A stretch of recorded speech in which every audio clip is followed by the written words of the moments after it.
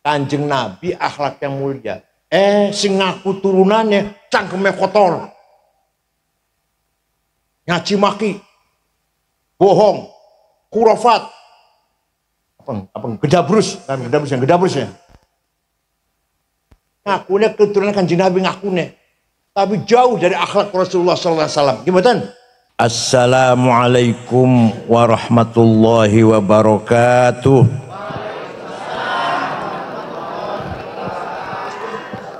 Bismillah. Alhamdulillah. Wassalatu wassalamu ala sayyidina wa maulana wa syafi'ina wa habibina Muhammad Rasulillah wa ala alihi wa sahbihi wa man tabi'a sunnatahu wa jama'atah min yaumina hadha ila yaumil ba'th wan nahdah. Hadaratil muhtaramin, sadatil ulama wal masyayikh, ashabal ma'ahid, ashabat ruqis sufiyah, akhil azizil muhtaram Gus Abdurrahman Imron Jamil, sahibul ma'had kafa fi qaryah Dawung Sambirjo Sragen, hafizahullah bi riayati. Akhil azizil muhtaram Ketua Cabang NU Sragen Kiai Haji Trianto Dr. Andes.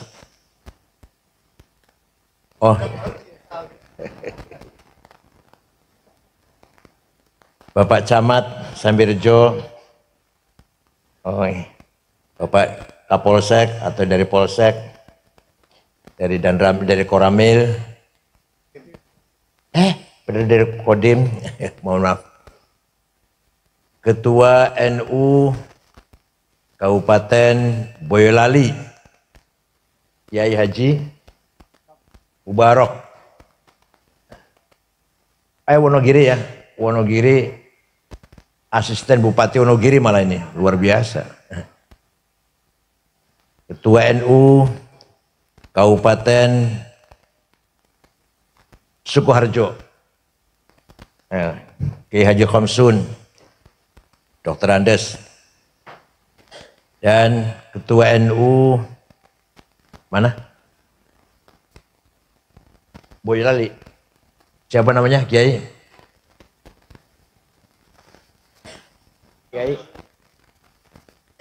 Hilmi Syamsul Hadi. Pun sudah semua saya sebut. Sadati wa sayyidati anisati ashabi wa zumala'i abna'i wa banati wal hudur. Alhamdulillah saya bisa silatul arham dengan masyarakat Dawung Sambirjo Sragen dalam rangka apa ini? Dalam rangka ta'lim nashr da'wah fi hadzal ma'had al-mubarak Kafa yang memiliki madrasah sanawiyah internasional. Sudah di bawah Oxford apa Cambridge. Alhamdulillah kita masih bangga mempunyai pesantren yang berkelas internasional. Bahkan kata Gus Abdurrahman ada MOU dengan Jepang, dengan Musakino Jepang. Mudah-mudahan semuanya ala barakatillah. Pesantren itu Al-Hisnul Hasin, apa? Itu bahasa Arabnya Al-Hisnul Hasin, benteng yang kokoh. Bentengnya apa? Bentengnya dua hal. Satu, benteng agama Islam ahli sunnah wal jamaah. Dua, bentengnya NKRI, Negara Kesatuan Republik Indonesia. Itu pesantren. Kiai-kiai sejak dulu sangat berperan, terutama dalam menyebarkan agama Islam Ahlussunnah wal Jamaah. Bersikap non-cooperation, tidak kerjasama dengan penjajah Belanda, sehingga para kiai meninggalkan pusat perkotaan ke kampung-kampung, ke pelosok-pelosok, mendirikan pesantren. Di dalam pesantren dikaji, dipahami betul apa itu ajaran agama Islam yang sebenarnya. Bukan hanya pesantren kilat, tapi semua ilmu-ilmu yang prinsip dalam agama Islam dikaji di dalam pesantren. Pertama, walladzi ba'atsa fil ummiyina rasulan minhum yatlu 'alaihim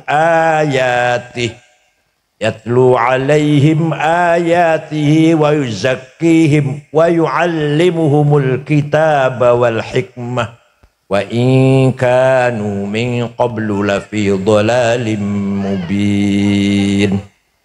Pertama, pesantren yatlu alaihim ayatih. Allah memerintahkan kepada Rasulullah pertama kali dakwah harus menyampaikan tilawatul Quran. Pesantren juga seperti itu, mengikuti Rasulullah. Pelajaran utama, pelajaran yang paling prinsip adalah mengajarkan Al-Qur'an dengan baca yang benar, dengan baca yang mujawwadah. Al-Quran diturunkan sebagai wahyu, petunjuk pada umat manusia, terutama umat Islam, agar membangun kehidupan yang harmonis, membangun kehidupan yang bermartabat, berperadaban, berkemajuan. Itulah kandungan dalam Al-Quran. Maka mencari ilmu di pesantren dulu, zaman dulu, bukan mengejar ijazah. Tidak mengejar ijazah, titel, enggak. Nyun sewu, ya Syekh Asy'ari, Kiai Wahid Hasyim, Gus Dur, Kiai Mahrus Ali, Kiai Ali Maksum Jogja, ilmunya niku ngungkuli profesor. Kiai Ali Maksum itu guru besar IAIN Jogja waktu itu. Profesor semua hormat. Padahal SD aja nggak tamat. Kiai Mahrus Kediri Lirboyo, alim, pinter, cerdas, sakti. Selamanya Rois Surya Jawa Timur, nggak mau jadi Rois Am. Ketika akan dipilih Rois Am mengganti Kiai Bisamsuri di mana? Kaliurang, Jogja, sebelum dipilih lari pulang karena tidak mau jadi Rois Am. Jadi jangan sampai ada Rois Surya rebutan loh ya. Kalau Tanfidia pantas rebutan, kalau Rois Surya ora pantas rebutan. Kiai Mahrus pulang dari Kaliurang ke Lirboyo Kediri karena menghindari supaya tidak terpilih menjadi Rois. Itu Kiai Mahrus. Di pesantren mempunyai prinsip anti penjajah. Sampai-sampai keterlaluan. Nganggo celana haram. Pakai dasi haram. Orang kopiah haram. Karena niru Belanda katanya. Kalau nggak pakai kopiah, pakai celana itu niru Belanda. Haram. Ya keterlaluan itu. Berlebihan. Ya betul haram, betul nobong pakaian. Tapi karena meniru Belanda, sampai kiai-kiai anti pakai celana. Anti pakai dasi. Ya betul. Selalu pakai kopiah. Jadi kashfur ra's, menghilangkan wibawa, menghilangkan harga diri ketika ada orang tidak pakai kopiah. Itu pendapat kiai-kiai pesantren karena saking bencinya terhadap Belanda. Di pesantren diajarkan Al-Quran, tilawatil Quran dengan benar. Al-Quran dulu ketika ditulis zaman sahabat Utsman, waktu zaman Rasulullah belum ada Quran ditulis. Karena dan perintah Rasulullah pun nggak ada. Rasulullah tidak perintah nulis Quran. Tapi semua sahabat apal. Semua sahabat Nabi apal Quran. Jadi apal kan buatan butuh tulisan. Jenengan apal kulhu kan? Apal kulhu buatan.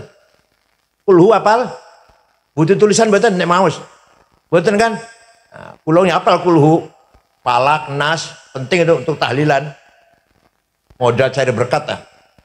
Al-Fatihah, Alif Lam Mim, ayat kursi penting. Apal kulo. Kalau apal nggak butuh tulisan kan? Begitu pula para sahabat. Nabi tidak pernah merintahkan tulis Quran, nggak pernah.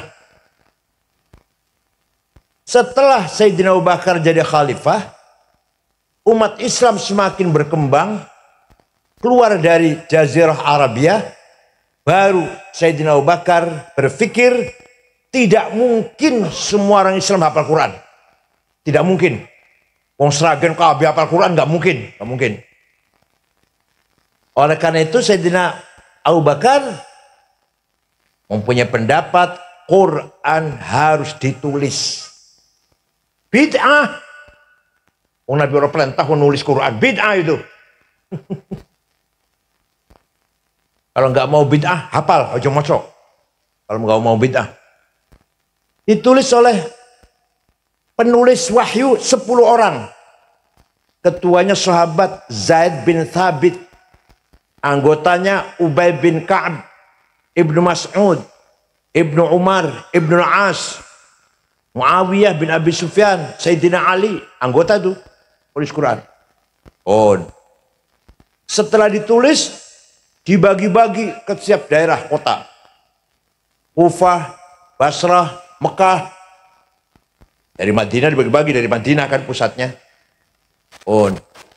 Setelah zaman Sayyidina Utsman, satu kota dengan kota yang lain, baca Qurannya bertentangan.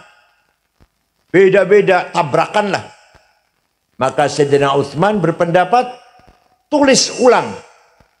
Semua Quran yang ada di kota-kota, dikumpulkan di Madinah, tulis ulang.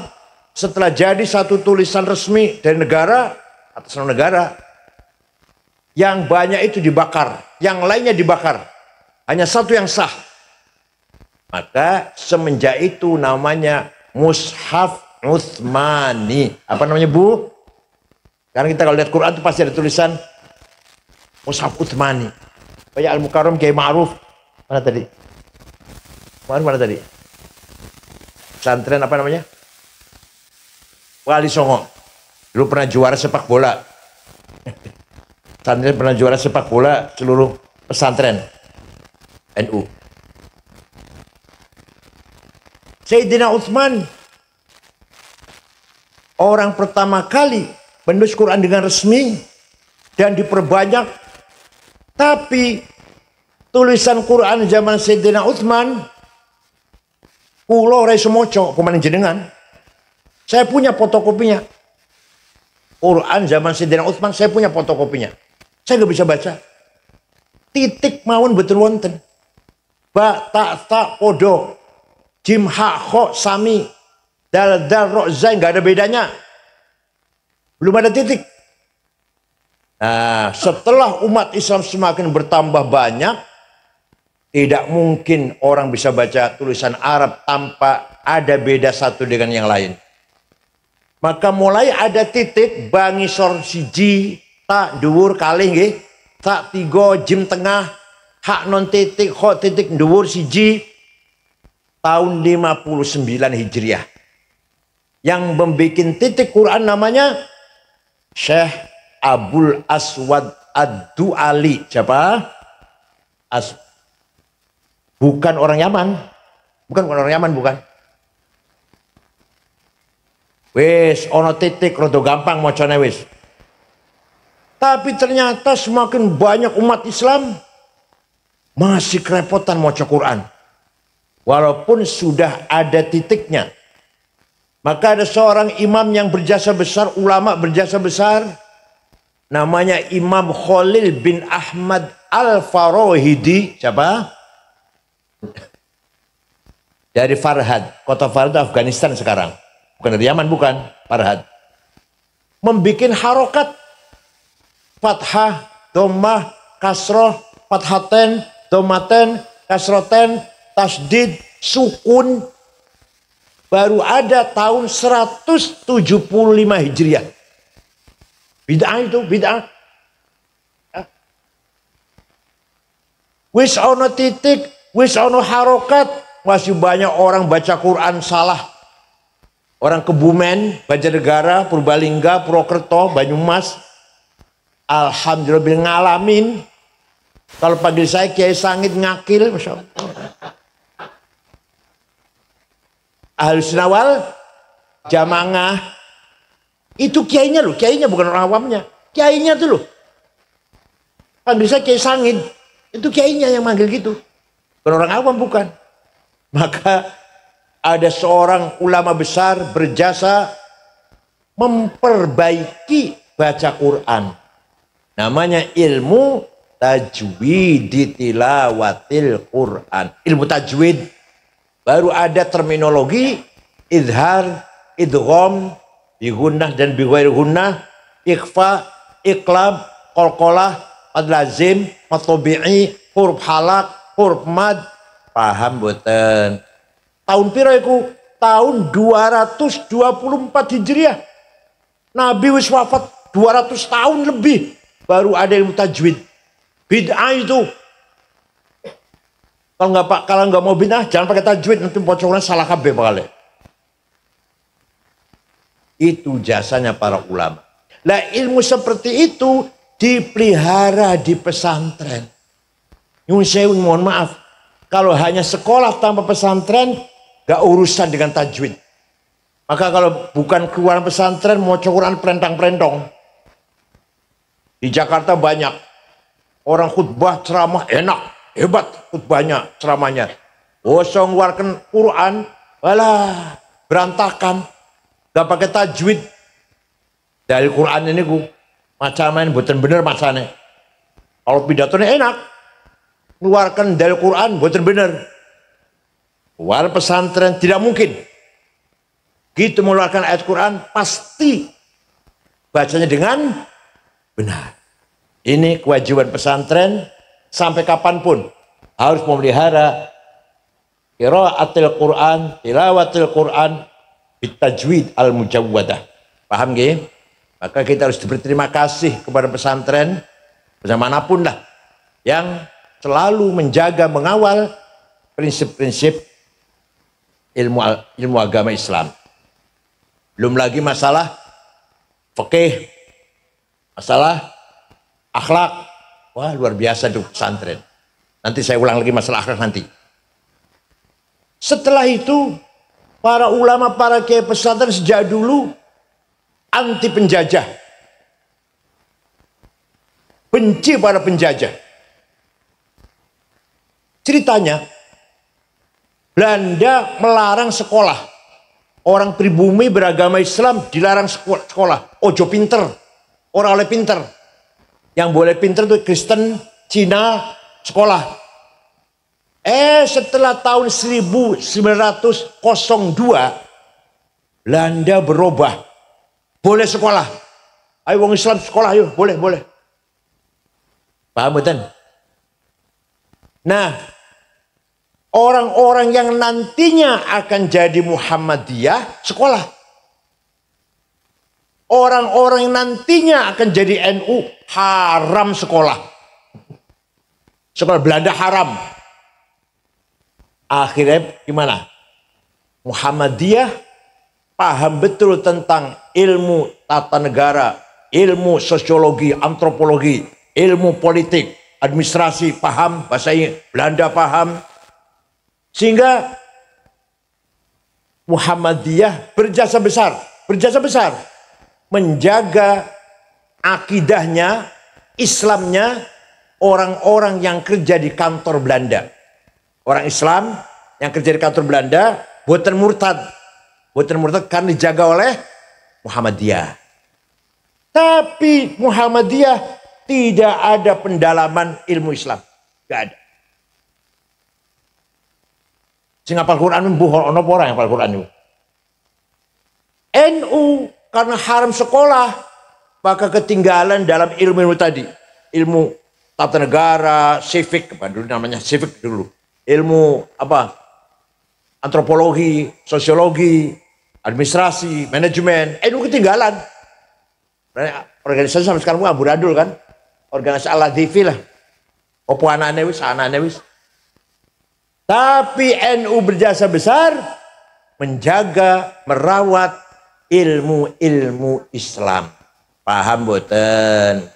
Ayo, di NU sing hafal Quran mau berapa kontainer? Mau berapa gerbong?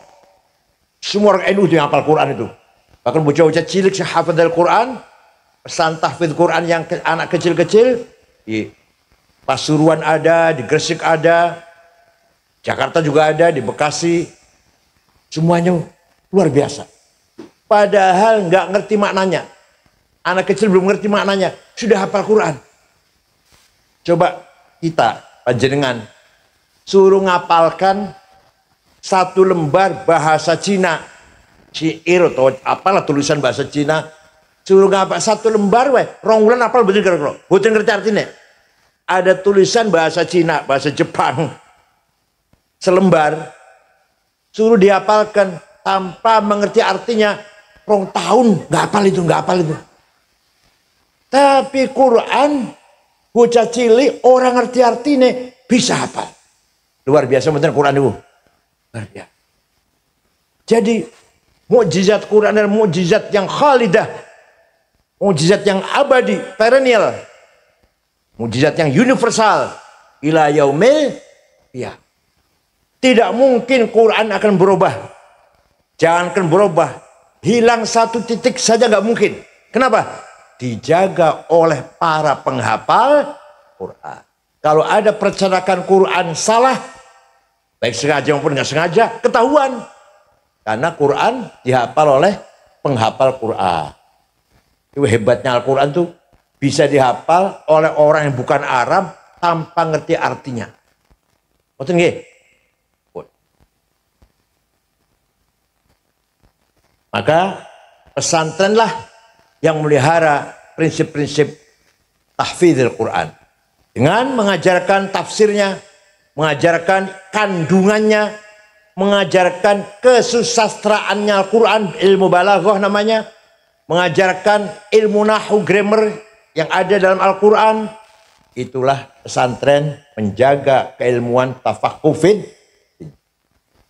Di samping itu, tahun 1914,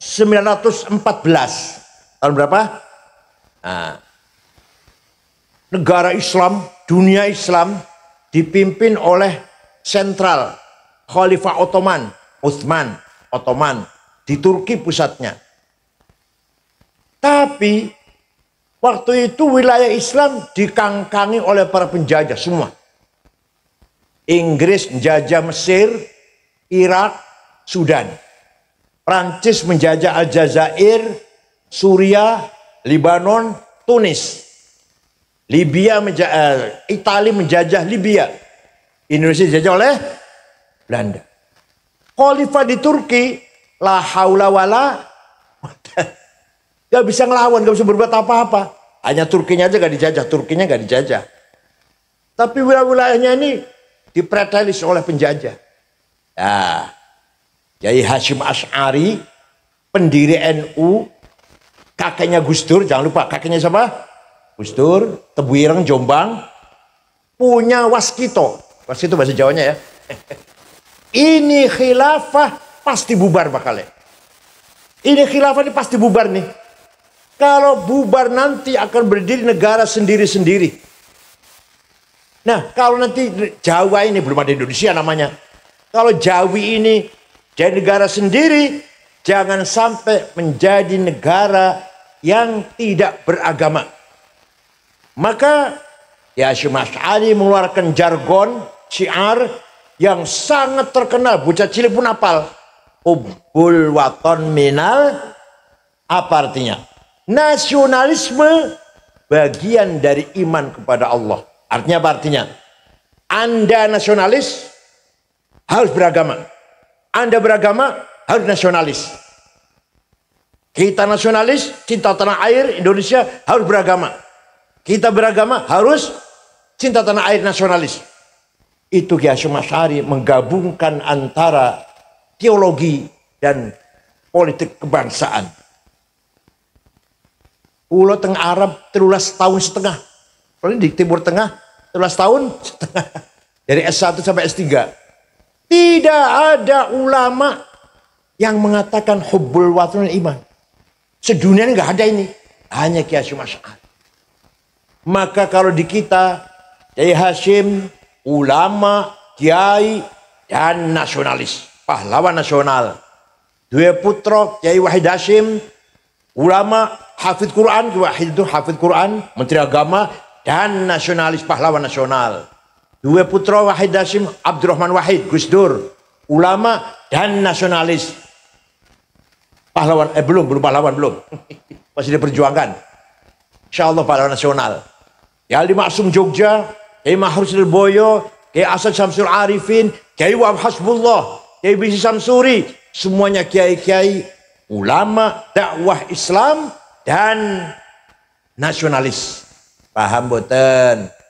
Tidak ada kiai ngajarin pesantren, ngajari santrinya, kayak ini loh cara rakit bom, betul. Kiai ini ngajarin ini loh cara ngebom ya, rakitnya ini loh ya, naruhnya masanya begini, nggak ada. Semua kiai pesantren, terutama yang NU ini, kiai NU, anti radikalisme, anti ekstremisme, dan anti terorisme. Paham boten? Gak ada kiai ngajari supaya keras, gak ada.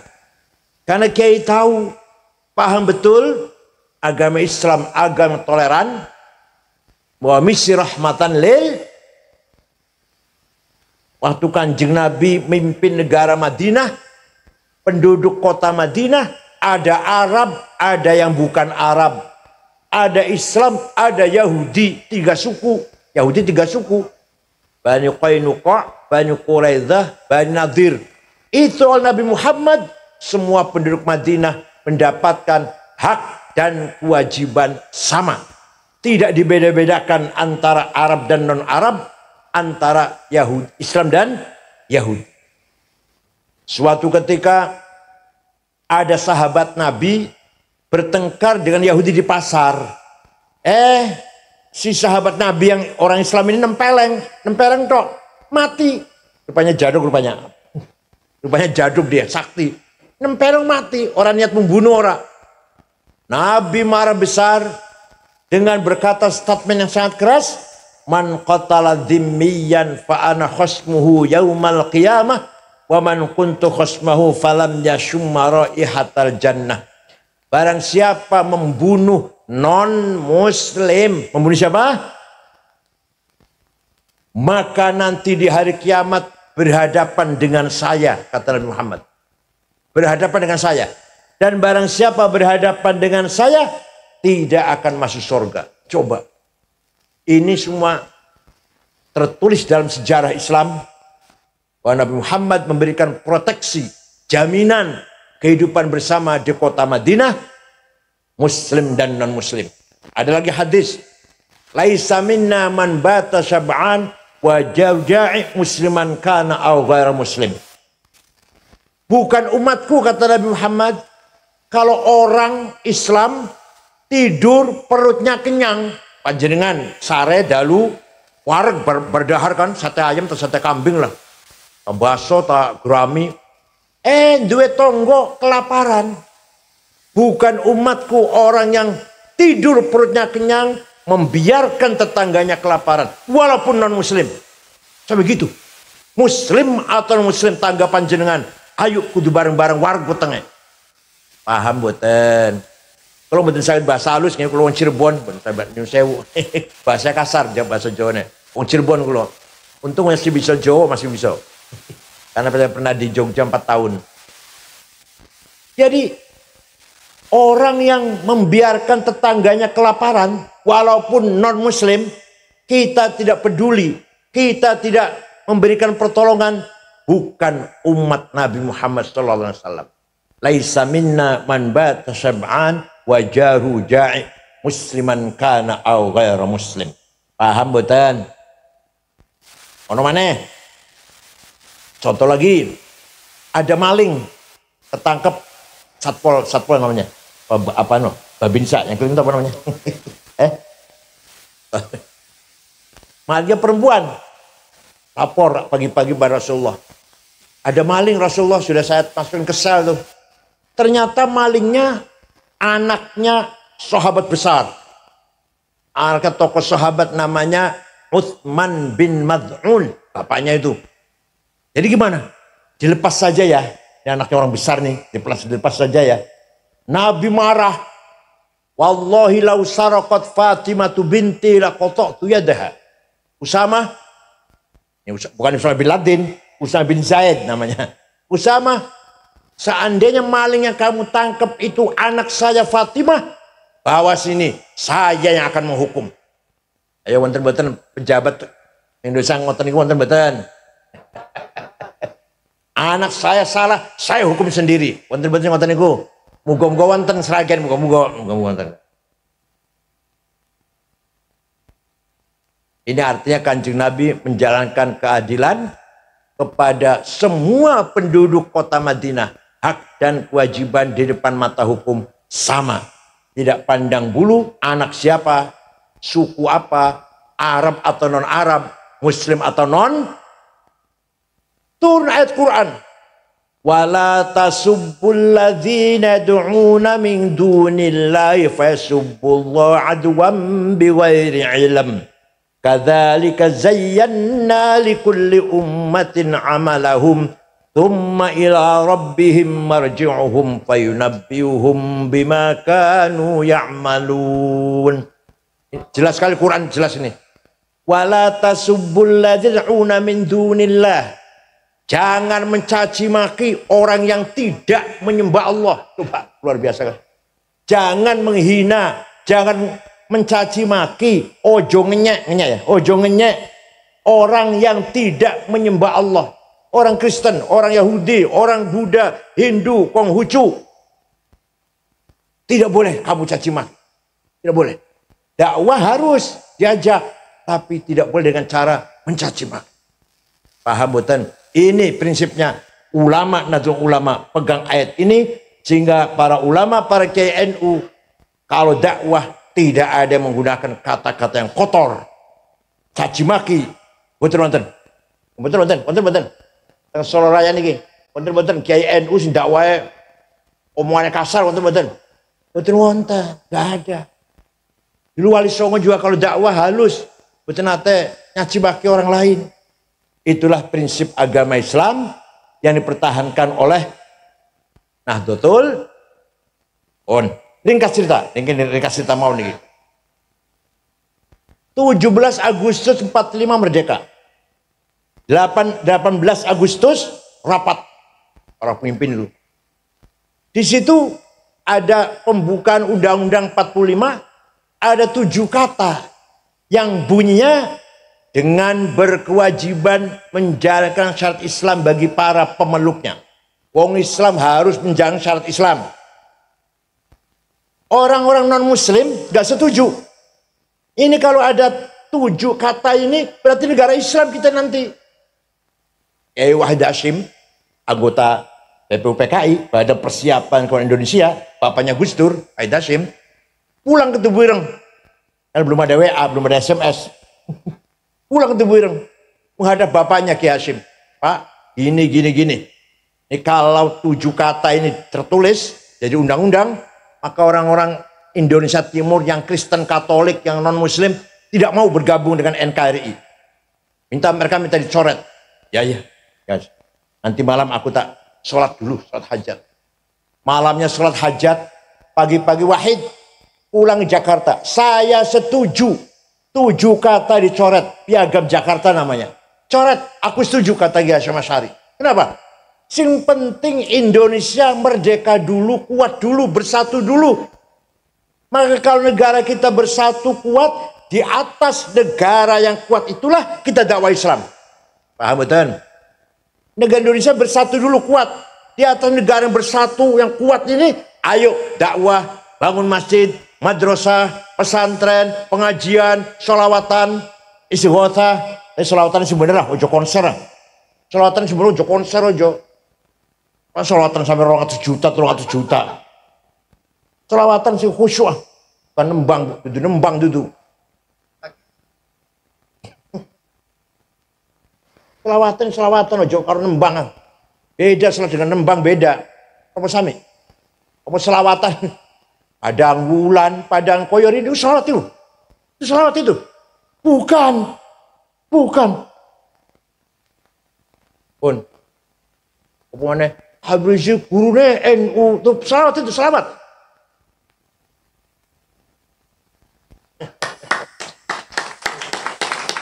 Habib Rizik menghina Gus Dur buta mata, buta hati. Said Akil bego. Ini bego. Ya gak apa-apa, saya dikatakan bego gak apa-apa. Tapi kalau Gus Dur katakan buta hati, kita gak terima. Paham betul? Semua orang menyaksikan betapa Gus Dur orang yang ikhlas, bukan geragas, bukan tamak, bukan rakus, orang sederhana. Gus Dur itu selesai jadi presiden hanya punya uang 35 juta. 35 juta rupiah mantan presiden. Itu Gus Dur itu. Ya Allah, betul orang kayak Gus Dur nggak punya kartu kredit bank, betul nggak ada. Kartu bank itu betul nggak ada Gus Dur. Buku agenda nulis ceramah kesana sini nggak ditulis, dihafal semuanya. Malam ini Sragen, besok Bumen, besok Cilacap, hafal sudah. Tanggal sekian sana, tanggal sekian sini, Surabaya, Sidoarjo, Gresik. Betul nanti ditulis. Kalau tak tulis, kalau belum tulis lali aku. Nomor HP ribuan hafal. Asal wis kenal. HP nomor sampean piro? Ini 081199 hafal bisa. Betul nanti tulis nomor HP-nya orang itu.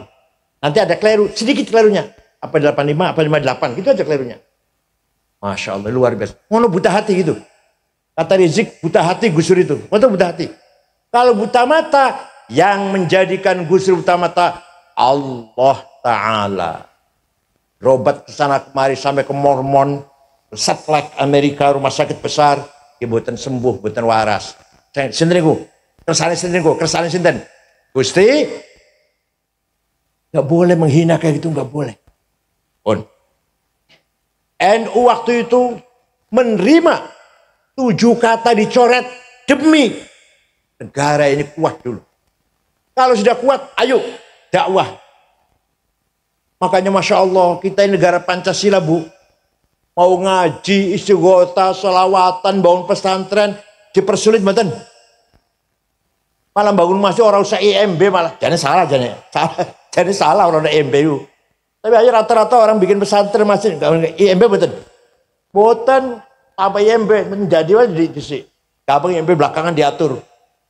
Panjenengan pengen gawe pesantren teng Saudi Arabia, di Kuwait, di Qatar, Emirat, Oman, sampai mencret nggak akan bisa.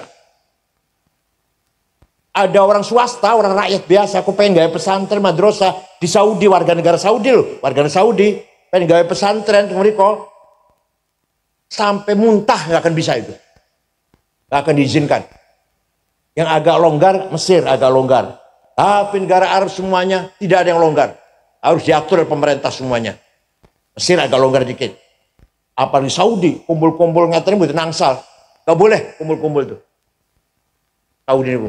Ayo, kita bukan negara Islam, tapi kita dakwah Islam, menyebarkan agama Islam, mendidik dengan ilmu Islam, dipersulit betul. Ya Allah. Negara Turki tidak ada Kementerian Haji dan Wakaf. Orang mau pergi haji silahkan. Pemerintah tidak memberi fasilitas, enggak. Pemerintah tidak memberi kemudahan. Silakan, silakan. Karena kono mau pergi haji. Ayo di kita. Mau pergi haji dilayani oleh Kementerian Agama. Diservis oleh Kementerian Agama. Tahu berangkatlah. Sana tahu pemondokan, tahu makan itu aja. Hanya saya kadang-kadang dikorupsi juga kadang-kadang. Di Turki betul terbu. Orang mau haji silakan pergi sendiri sana. Kawan itu masyarakat saja itu pergi. Ulama mimpin jamaah berangkat haji. Pemerintah tidak ikut campur. Turki. Di kita alhamdulillah di atas tanah air yang berdasarkan Pancasila, bukan negara Islam, tapi kita mengamalkan agama Islam tidak dipersulit, bahkan diberi fasilitas kemudahan-kemudahan. Paham betul? Ini pemerintah galak, Bu, ini pemerintah kita galak. Bangun masjid, madrasah, pesantren, harus IMB dulu, izin bangunan dulu. Ayo, ono ora? Ayo pesantren ono IMB ora? Wonten jenengan wonten? Syukur kalau ada. Kebanyakan enggak ada. Pesantren, madrasah, bahasa ora ono IMB, musala ono IMB ora? Musala. Ora ono, ora IMB-IMB-an lah. Itulah perjuangan kita dulu. Perjuangan agama dan perjuangkan keutuhan, kekuatan, kesatuan Republik Indonesia. Maka kita alhamdulillah Nahdlatul Ulama dengan pesantren, dengan basic pesantren kaya. Kaya apa itu? As-sarawatul ijtimaiyah, sosial kapital. Masanya, pengikutnya, anggotanya sangat banyak. Banyak betul? Kadang betul? Kaya kekayaan itu. Harus dipelihara itu. Pelihara. Konon katanya jumlah NU itu 104 juta. Ini yang ngomong LSI loh, lembaga survei yang keren LSI. Dari mana? Orang di TPS, orang kalau keluar dari nyoblos partai, keluar tanya, organisasinya apa? Ternyata hasilnya 104 juta ngaku NU. Ternyata itu. Ini merupakan kekayaan luar biasa. Tapi saya sendiri 10 tahun jadi ketua PBNU, masih kangelan. Masih kesulitan bagaimana memanfaatkan, berdayakan warga yang sangat banyak ini. Dan nggak usah besar-besar PB lah. Sragen saja, Sragen, Boyolali, Karanganyar, Wonogiri. Ayo, warga yang dipelihara sebagai kekuatan civil society. Bukan kekuatan politik, bukan. Civil society yang ikut andil memajukan masyarakat. Pendidikan, budaya, olahraga, dan seterusnya. Agama. Siap? Bukan politik, bukan. Ya politisi, ya kalau ada kesempatannya jadi bupati, enggak ya orang apa-apa lah. Enggak apa-apa. Ada kesempatan yang maju bupati, orang ya wes. Dipilih jadi DPR, orang ya orang apa-apa. Tapi yang paling penting NU itu andil dalam membangun masyarakat yang keren, bermartabat. Sragen pemudanya sarjana semua. Itu loh. Orangnya kaya semua. Jadi dudun donga aku ya orang donga aku diamini. Siap, jadi itu siap jawabnya. Paham betul?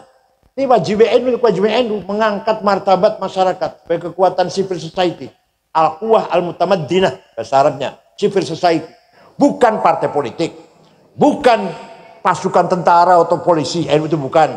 Tapi NU sebagai kekuatan sipil, kekuatan masyarakat, harus andil membangun masyarakat, pendidikan, kesehatan, kebersihan, ekonomi. Siap? Ini kata melarat-melarat kata Masya Allah. Ini namanya as-sarawatul ijtimaiyah, social capital. Harus kita bangun, harus kita pelihara, harus kita rawat. Yang ada harus dirawat. Yang akan ada, yang akan masa datang harus juga dirawat. Jangan sampai anaknya orang NU tidak jadi NU. Wonten Sragen wonten kata wonten. Bapaknya NU, anaknya anti NU. Wonten? Ini bahaya nih. Ayo kita rawat pendidikan, akhlak, moral, sampai ekonomi, budaya, martabat masyarakat. Kira-kira Sragen nomor 1 di Indonesia ini. Amin ya, duduk amin ya. Duduk dungo juga. Wa innamal umamul akhlaqu ma baqiyat fa inhumu dhahabat akhlaquhum dhahabu. Martabat bangsa orang Sragen khususnya pun bukan agamanya, bukan agamanya, akhlaknya, budayanya. Orang mau masuk ke Sragen, aku orang Sragen, yang ditanyakan apa? Bukan agamanya apa ya, bukan. Orangnya baik-baik nggak ya? Aman tidak ya di sana ya? Wah aman, orangnya baik-baik semua. Ayo martabatnya terpuji mboten? Ojo ngantek sualike. Sebaliknya, Aku kan Sragen, kira-kira wong apa? Waduh, hati-hati terkenal maling kabeh wong. Saumpama. Malah ngente agama si Islam iku. Malah ngono malah. Agama si Islam, malah Ahlussunnah Jamaah mung maling kabeh nang kono. Hati-hati, sepeda motor ojo lengah. Koncoku sepeda motor hilang. Aku pernah salat di masjid Sumber apa nih? Sambirjo, salat masjid Sambirjo, sepatu hilang. Hati-hati. Ono mana koncoku, ono di utang Sragen, janjine 2 minggu, 2 tahun durung bayar. Wonten. Ya Allah. Ayo. Saya pernah pergi ke negara Mali, Afrika Barat. 6 ormas diundang. NU, Muhammadiyah, Al-Irsyad, PUI, Nahdlatul Wathon. Berangkat ke sana 23 jam. Yang memimpin saya. Acaranya Maulid Nabi acaranya. Diadakan oleh Presiden. Di ibu kota Tembakto namanya. Ibu kota namanya Tembakto. Tidak ada rumah dikunci pintunya. Tidak ada rumah dikunci jendelanya. Sepeda motor ditinggal di halaman latar. Kuncinya masih gantung. Apa ini? Kuncinya masih gantung. Ayo, kira-kira Sragen piye? Apa dicoba nanti malam? Ya. Dicoba ya, ini desanya ada desa apa namanya? Dawung. Desa Dawung, mohon ayo coba, desa Dawung. Rumah nggak dikunci, sepeda motor nggak masuk di halaman, kuncinya gantung. Kira-kira piye kira-kira?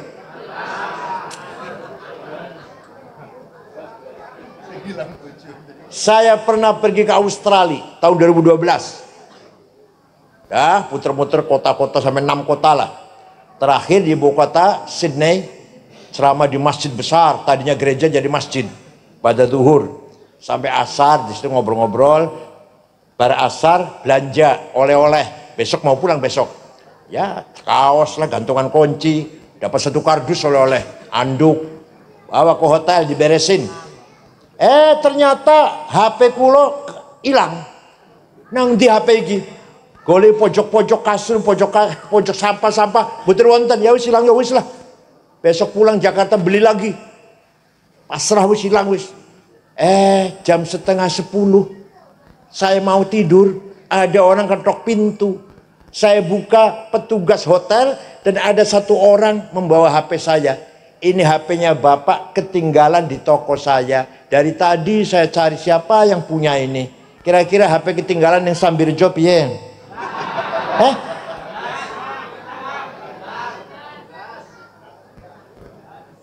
Padahal Islam semua padahal.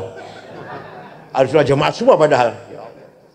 Oleh karena itu, yang mengangkat martabat Sambirjo, Sragen, bangsa Indonesia, akhlak dan moralnya, bukan agamanya.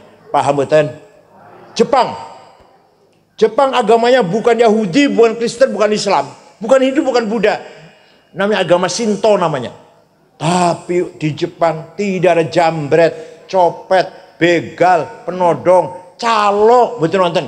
Ngeri wonten calo wonten? Wonten calo wonten? Pejabatnya tidak ada yang korupsi. Bukan takut neraka, nggak ngerti neraka orang Jepang. Bukan takut neraka, nggak ngerti neraka. Apa? Malu. Saya kalau korupsi ketahuan lebih baik bunuh diri. Apa namanya? Pakai dengan perutnya dulu bunuh diri. Kalau korupsi ketahuan malu, bunuh diri orang Jepang. Bukan tahu neraka, bukan. Di ibu kota Tokyo, ibu kota samu rame ini segitu ramenya, betul wonten polisi jaga jalan, betul wonten supir tertib semua. Coba kalau di kita Jakarta 3 hari aja polisi libur, wah tabrakan tok isinya. Padahal agamanya apa itu? Shinto. Bersih, nggak ada puntung rokok di jalan. Orang Jepang ngerokok semua rata-rata karena dingin, udaranya dingin, ngerokok semua. Tapi semua tertib, dibuang di tempat sampah masing-masing. Itu orang Jepang, tertib. Tidak ada ngantri duluan, yang dulu depan, yang belakang merasa belakangnya di belakang. Itu di Jepang, tertib, bersih. Ya Allah, sopan. Paham betul? Itu namanya akhlakul karimah. Budaya. Ayo kita bangun yuk. Sragen terutama Sambirjo orangnya amanah semua. Siap. Amin ya apa? Amin wa kurang ndonga kok. Jujur semua. Muhammadun qaimun lillahi dzuhimami. Muhammadun sadiqul aqwali wal kalimi. Muhammadun thabitul mitsaqi hafidhuhu. Muhammadun tayyibul akhlaqi wasyiyami. Nabi Muhammad orang yang paling himmahnya besar. Saya tidak mau kalah. Islam harus menang. Ngoten betul panjenengan, ngoten betul. Suatu ketika dinasihati oleh pamannya Abu Thalib. Abu Thalib itu bapaknya Sayyidina Ali, pamannya. Muhammad, leren disik dakwahnya. Kamu tuh akan dibunuh oleh Abu Jahal CS. Kalau jenengan piye? Kalau jenengan? Kalau jenengan piye kira-kira? Jenengan badhe dipatahi dulu jenengan. Libur ya, libur, mandek ya. Nabi jawab, wallahi law wad'u syamsa fi yamini wal qamara fi yasari ala an atruka hadzal amr ma taraktu hatta ahlika duna. Demi Allah, seandainya mereka itu meletakkan matahari tangan kananku, bulan di tangan kiriku, agar aku berhenti dakwah, tidak akan berhenti sampai Islam menang. Ini bukan Nabi niku. Ngoten boten panjenengan. Boten. Muhammadur shadiqul aqwali wal kalim. Nabi Muhammad tidak pernah bohong. Kalau beliau satu kali saja bohong, Allah akan melaknati. Allah badai melaknati kanjeng Nabi kalau Nabi Muhammad bohong. Selama hidupnya nggak pernah bohong, jujur. Ya Allah, jujur itu penting. Sidik, bahasa Arabnya apa? Sidik. Penting. Gampang ngomongnya tapi angel lakonan ini. Gak usah negara lah, keluarga saja. Wong lanang mboten jujur, istri ribut. Atau istri gak jujur, suami ribut. Kira-kira yang paling sering orang jujur, suami apa istri ya? Kira-kira.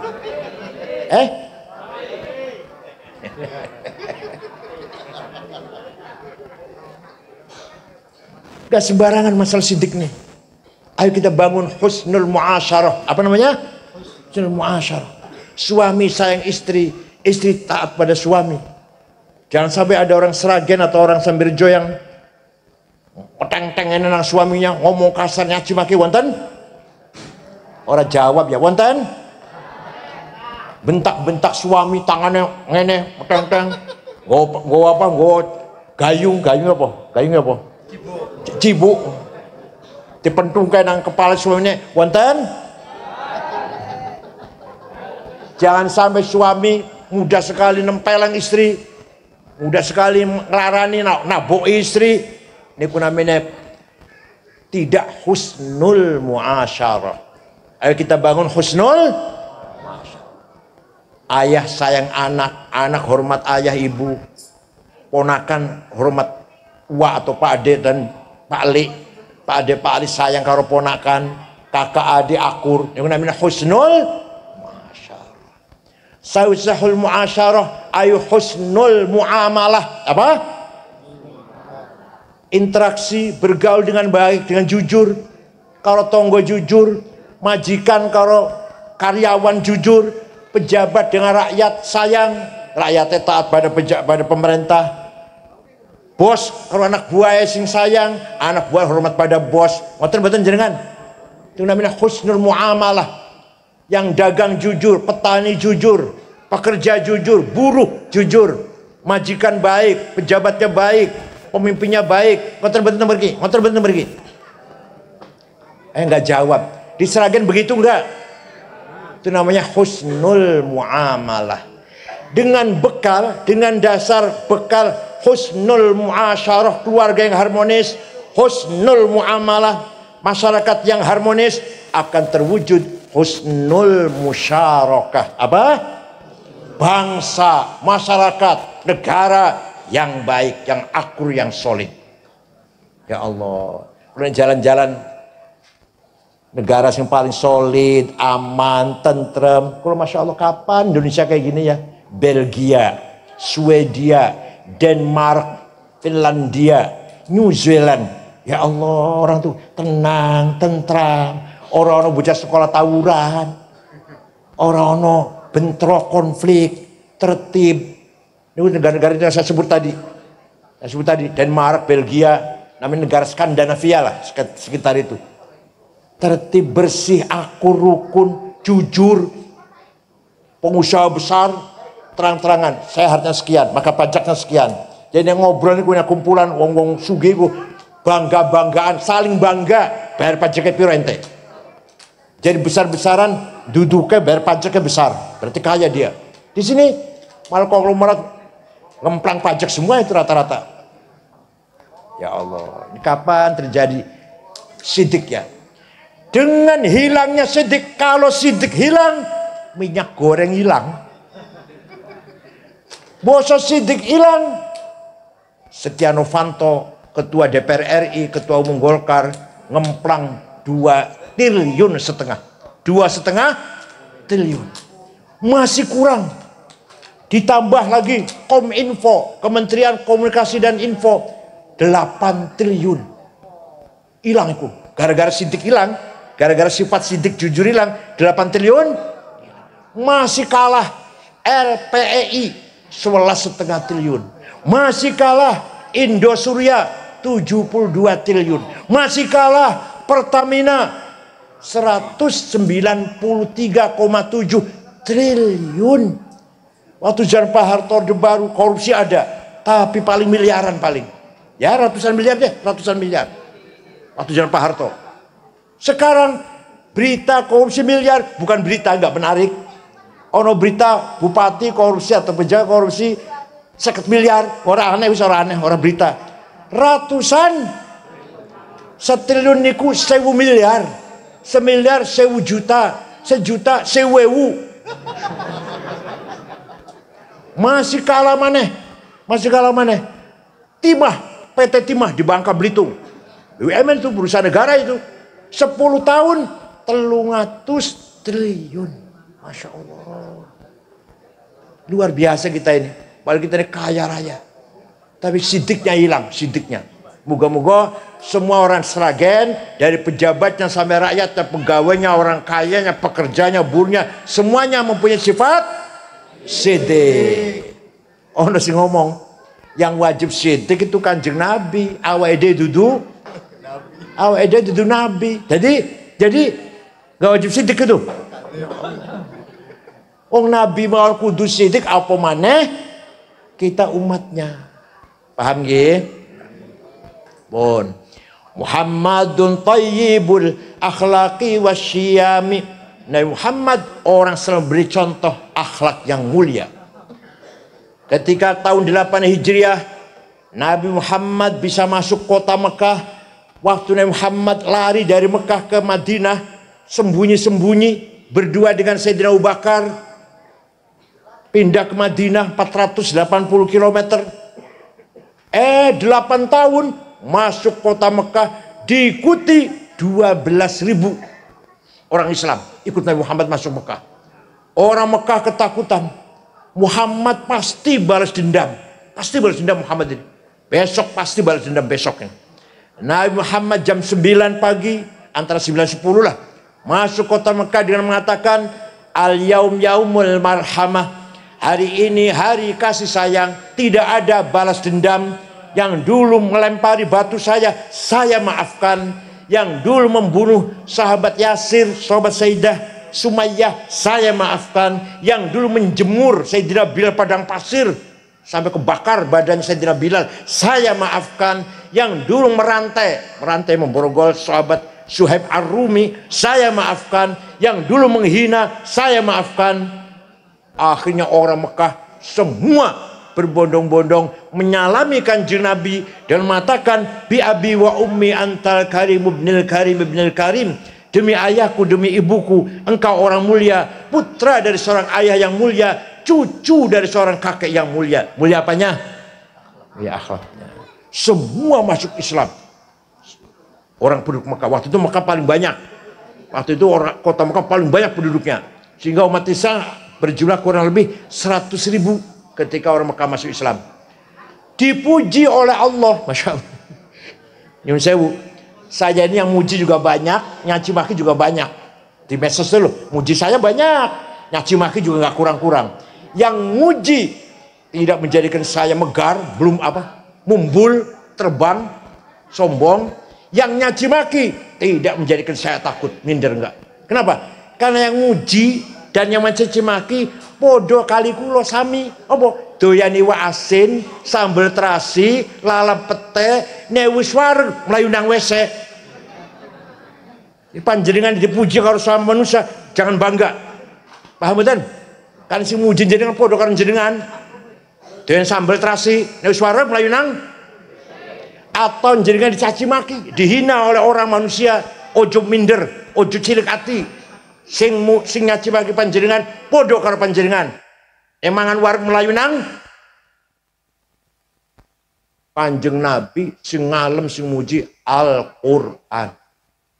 Setelah Rasulullah memaafkan orang Mekah, turun surat Al-Qur'an, ayat Al-Qur'an, "Fabima rahmatim minallahi lintalahum walau kunta faddan ghalidhal qalbi lan faddu min hawlik fa'fu anhum wastaghfir lahum wasyawirhum fil amr fa idza azamta fatawakkal 'ala Allah innallaha yuhibbul mutawakkilin." Muhammad, kamu mulia, akhlakmu mulia, kamu ramah, kamu santun Muhammad, maka mereka orang Mekah simpati kepada kamu sehingga masuk Islam semua. Seandainya kamu kasar, congkak, sombong, go pentung, sweeping, takbir, lan faddu min haulik, niscaya orang Mekah lari meninggalkan kamu Muhammad. Tapi kamu ramah, kamu santun, mereka semua masuk Islam. Idza jaa nasrul wal fatah wa ra'aitan nasa yadkhulu fi din afwaja. Lihat Muhammad, wa ra'aitan nas, lihat Muhammad, orang Mekah masuk Islam semua. Yadkhulu fi din afwaja. Karena apa? Akhlakmu yang mulia. Paham boten? Itu ajaran Nabi Muhammad yang sebenarnya. Oleh karena itu, kapital sosial, sosial kapital, modal masa ini harus kita bimbing terutama dalam akhlaknya. Agar orang NU menjadi teladan, akhlaknya mulia. Siap? Awas kalau nggak siap, ini ketua NU mana? Ketua NU-nya sini. Awas kalau orang NU ada yang maling, ada yang copet, awas. Ayo pelihara, ketua NU wajib pelihara masyarakat warganya berakhlak mulia. Gimana? Siap betul? Kanjeng Nabi akhlak yang mulia. Sing ngaku turunannya cangkeme kotor,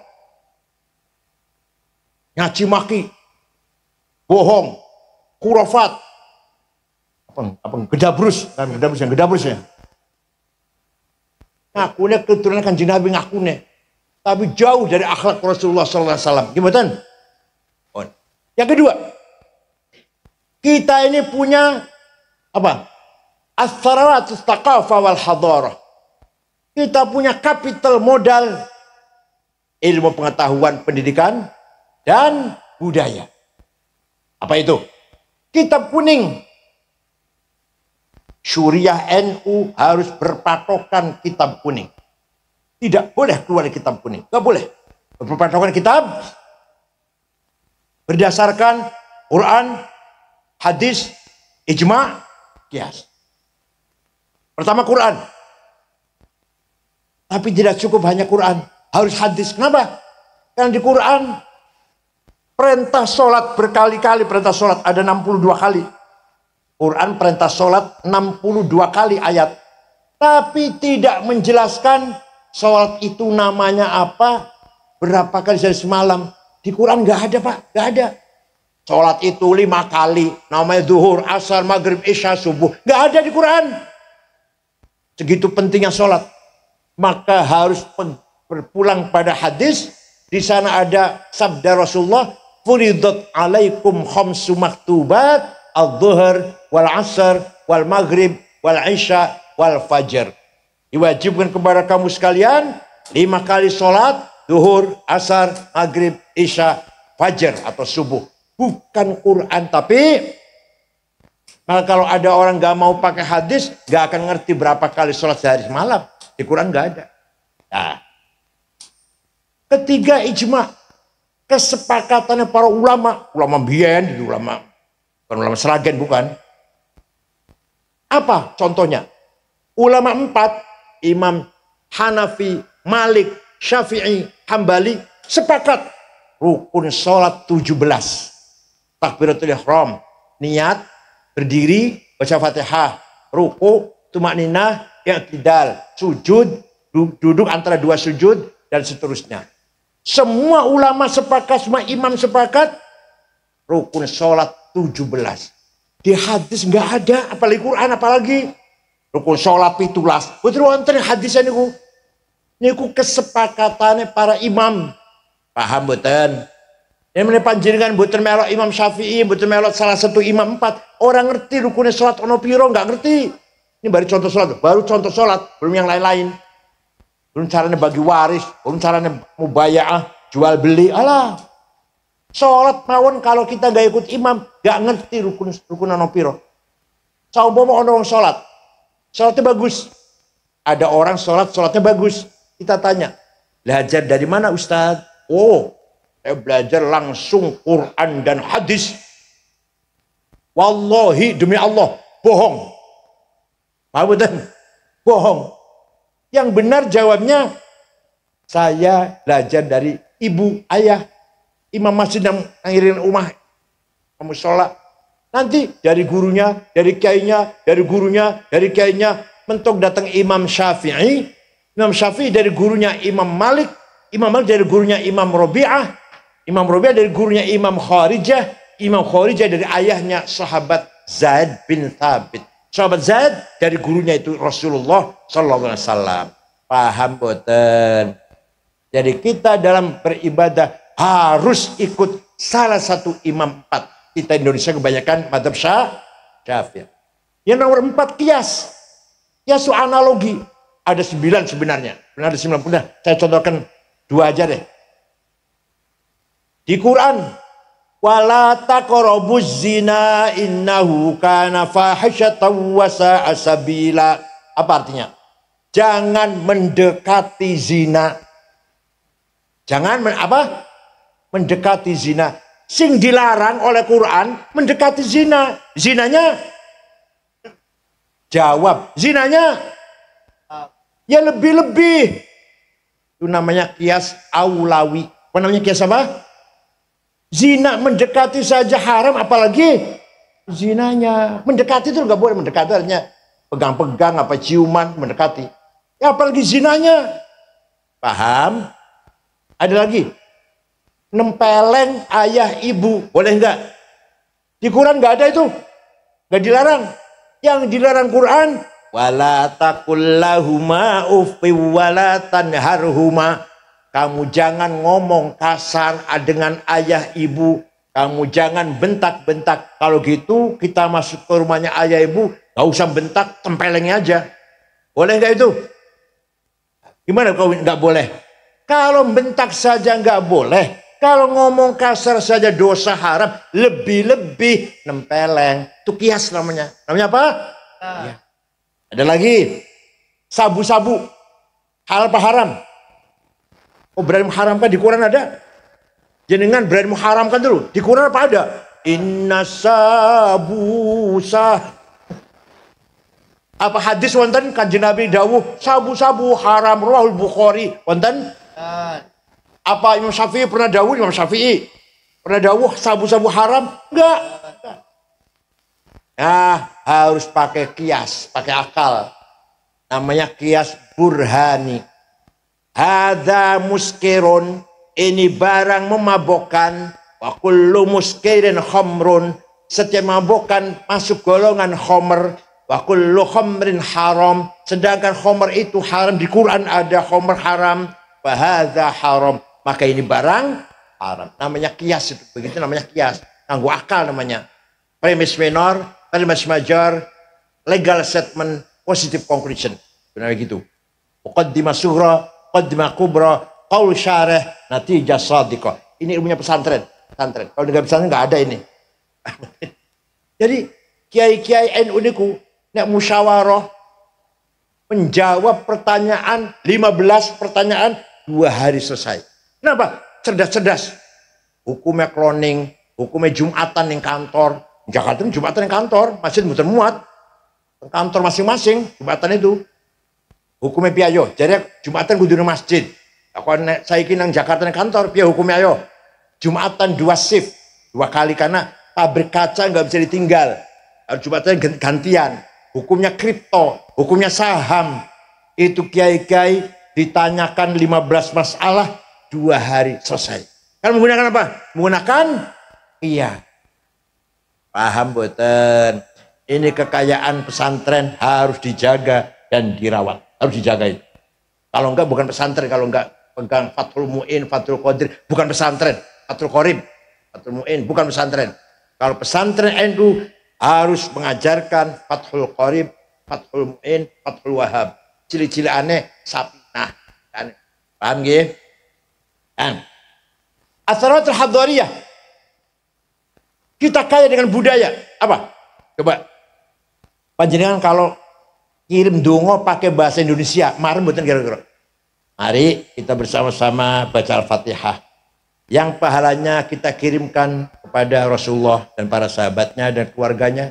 Dan kepada para imam-imam, para guru-guru kita. Dan orang-orang tua kita, terutama ayah dan ibu. Marah mboten, marah mboten.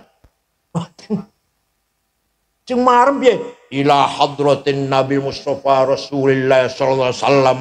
Wa ila ashabi wa ahli kiram. والتابعين وتبعسان وجميع أولياء إلا مشارق الأرض لمغاربها برها وبحرها جبال mana orang ngerti itu mana nggak ngerti itu apa bari wa bahriha apa itu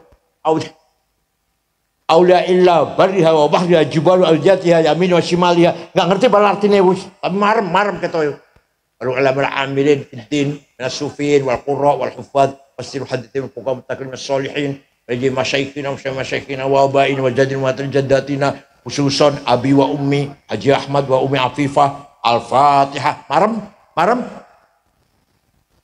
ini budaya pada Gusti Allah bahasa Indonesia terima lah kalau jenengan pakai bahasa Indonesia terima bisa paham bahasa Sunda mau bahasa Inggris mau Gusti Allah tapi kita nggak marem kalau nggak pakai bahasa Arab ya betul itu namanya kita kekayaan hadar boten malih ini yang paling penting lagi paling penting apa baca barzanji tiap malam Jumat. Baca mboten wong Sragen. Oh mboten jawab, baca mboten. Anaknya akekah, baca barzanji. Omahe dadi anyar, baca barzanji. Panene dadi atau dagangnya laris, baca barzanji. Munggah pangkatnya atau sukses jadi kepala desa, sukses jadi apalah, pejabat apa, baca barzanji. Baca maulid Nabi, baca mboten. Ya Allah, ini budaya. Harus kita jaga, kita rawat. Jangan sampai hilang ini. Panjenengan omai jadi, dagangnya laris, atau anak wadon sing lamar. Ayo baca barzanji maulid Nabi. Nggih mboten? Ngundang kiai Suriah baca barzanji Suriah harus hafal. Kalau nggak hafal jangan diamplopin. Kenapa? Karena barzanji punya kita. Kalau bukan kita yang ngapal, siapa yang ngapal? Yang mau menghafal siapa kalau bukan kita? Wah, habis suruh ngapal. MTA suruh ngapal. Kita ngapal, itu punya kita. Tahlil, apal.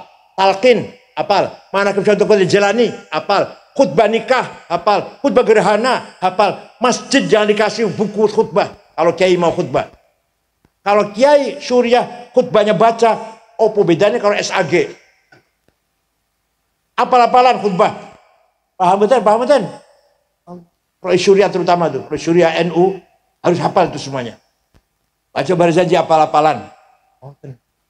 Syukur-syukur apal burdah. Apal burdah betul panjenengan. Ada seorang namanya Syekh Abu Sa'id Muhammad Al-Busiri, orang Iskandariyah. Gurunya namanya Abul Abbas Al-Mursi.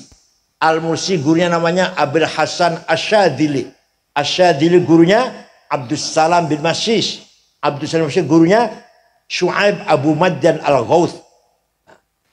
Syekh Al-Busiri sakit sebulan. Orang iso tangi, stroke.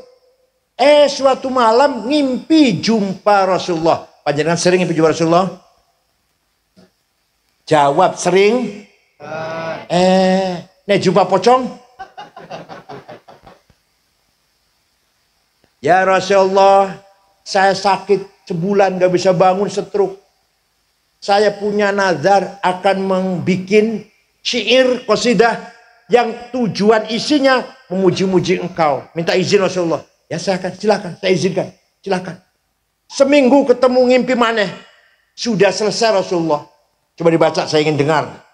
Dibaca. Selesai dibaca, fatabassama Rasulullah sallallahu alaihi wasallam. Rasul tersenyum. Wa masa jasadahu, ngusap-ngusap badannya. Fata'affa fauron. Besoknya bisa berdiri, bisa jalan, bisa lari. Percaya mboten? Nek percaya kalau ngalih dongeng wis. Percaya mboten? Ini namanya syafaat Rasulullah sallallahu alaihi wasallam. Nanti burjadi apal mboten? Amin tadzakuri jironim bidhi salami mazatadam anjaro min muklatim bidami amhabbatir rihu min tilqai kadhimatin wa aumadhal barku fi dhulma'i min idhami famali ainaika in qul takfu fahamata wa mali qalbika in qul tastafik ya himi ayah sabus sob. Betul apal? Sing apal apa saya? Aku melok wis ngapal apa? Dangdutan. Amin tadzakuri jiran bidhi salam. Ini artinya nih. Kenapa engkau selalu menangis tiada henti-hentinya sampai air matamu bercampur darah? Apakah karena engkau sedang rindu, kangen pada perempuan yang ada di dusun di Salam? Atau karena engkau teringat suatu hari panas, angin bertiup kencang di desa Kadhimah? Atau karena engkau teringat malam gelap gulita berkilat di desa Idham? Kenapa tidak mau makan, gak mau tidur? Kamu gelisah terus, nangis terus. Pasti kamu lagi mabuk cinta. Pasti lagi mabuk? Ayo ngaku saja. Jawabnya, na'am saro taifuman ahwafa arraqani wal hubbu ya'taridul ladzati bil alami. Benar, saya lagi mabuk cinta sampai rasa rinduku menjadi penyakit.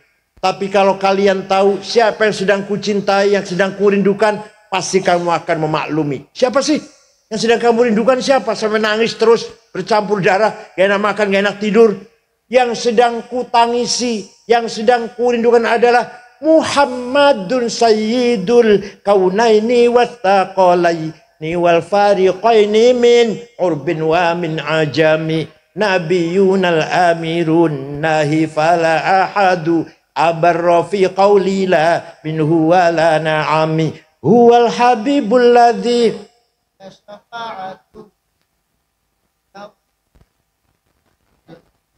wis ikut terus ngapa? Da'a ilallahi fal mustamsikuna bihi mustamsikuna bihablin ghairi munfasimi faqan nabiyina fi khalqin wa fi khuluqi falam yudanuhu fi ilmin wala karami. Yang sedang kurindukan, yang sedang kutangisi adalah Sayyiduna Muhammad sallallahu alaihi wasallam, Sayyidul insi wal jin, Sayyidul Arabi wal Ajam, Sayyidud dunya wal akhirah. Dialah yang kuharapkan pertolongan syafaatnya ketika kita menghadapi problem kesulitan besar. Paham boten? Boten paham. Percaya boten? Quran bersabda berfirman, walau annahum idzalamu anfusahum ja'uka fastaghfirullaha wastaghfara lahumur rasul lawajadullaha tawwabar rahima. Wong sing akeh dosane, aku contohe kula contohe. Dadi wong sragen dudu. Wong sing akeh dosane, contohe kula. Istighfar datang kepadamu Muhammad. Istighfar di depanmu Muhammad. Dan kamu ikut juga memohonkan ampun untuk orang itu. Lawajadullah tawwabar rahimah. Pasti Allah mengampuni dosanya orang itu.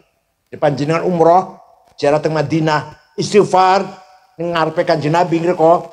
Lajeng Kanjeng Nabi dukung ACC. Setujulah.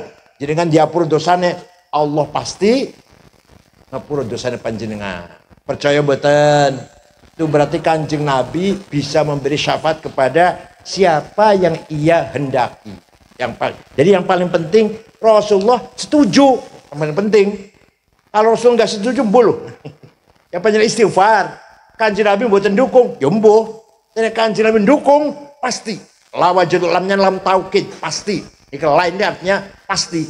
La wajadul tawwabar rahimah, Allah pasti ngapura dosa panjenengan. Itu Quran memberi pastian. Nabi Muhammad punya hak prerogatif menolong umatnya siapa yang ia kehendaki agar dosanya diampuni. Fa'fu anhum wastaghfir lahum. Muhammad, ampunilah dosanya orang Mekah, kesalahan orang Mekah. Wastaghfir lahum, mintakan ampun orang Mekah. Tuh waktu masuk kota Mekah. Panjenengan saged niru niku, saged. Panjenengan saged niru niku. Gak jawab ya. Panjenengan saged niru niku. Orang yang pernah ngapusi nipu 5 juta, saya maafkan, saged. Orang yang nyilih sepeda motor boten balik, diampuni, dimaafkan, iso. Boten. Boten namu maafkan loh. Kanjeng Nabi ini fa'fu anhum, maafkan orang Mekah. Wastaghfir lahum, Allahumma ighfir ahli Makkah. Ya Allah, muga-muga dosa Mekah diampura ya Allah. Panjenengan saged wong sing nipu 5 juta, muga-muga dosane diampura ya Allah. Saged. Wong sing nyolong sepeda motor panjenengan, muga-muga diampuni dosane ya Gusti Allah. Saged. Iku akhlak Rasulullah sallallahu alaihi wasallam. Boten nggih? Oleh karena itu sarawatil ijtimaiyah harus dijaga dengan asarawatil hadar wa thaqafiyah. Ini tugas saya ini. Coba gampang mawon. Si Toto dengan Sukardi dino Selasa tukaran, arep paten-patenan. Betul sido, paten ora sido. Malam Jumat ketemu nang bar janji nang Maulid Nabi, salaman mboten? Tapi salamannya masih kaku ibu, masih kaku salamannya. Tapi malam Minggu mau coba Nabi mana nih Pak Lurah? Pak Lurah mau coba Nabi malam Minggu, boh selamatan opo lah, syukuran opo, salaman malam mboten.